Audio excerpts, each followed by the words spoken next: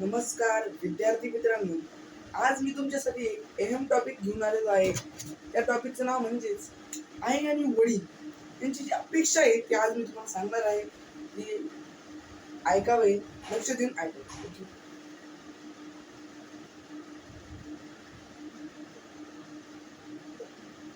आई आई म्हणजेच काय?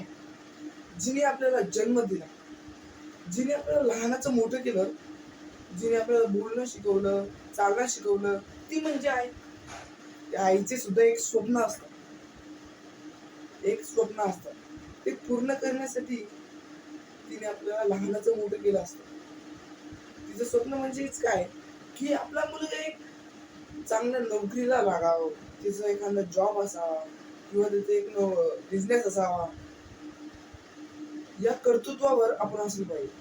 आपल्याला जाणीव असली पाहिजे आपले आई काय करतात. तुम्ही तर ऐकलंच असेल आहे, तो कोणाचा मुलगा?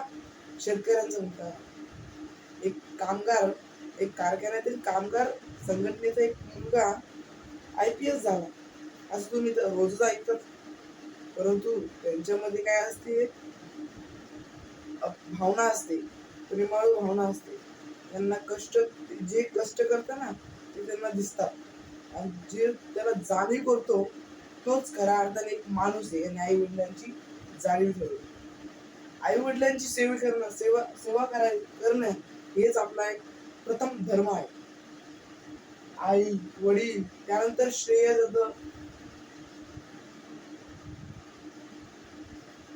आई नंतर कोण? वडील.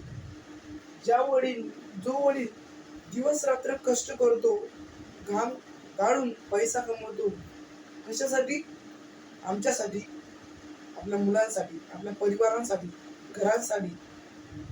पण या कुटुंबाचं संरक्षण करणं, हे सर्व करणं आपल्या हातात आहे. जे लहान मुलं हे व्हिडिओ बघत असतात, त्यांनी डोळे उघडून बघा की आपले आई वडील जे कष्ट करताना त्यांचे डुबून बघा एकदा, तुम्हाला कळेल मग ते कोणत्या परिस्थितीमध्ये आहे.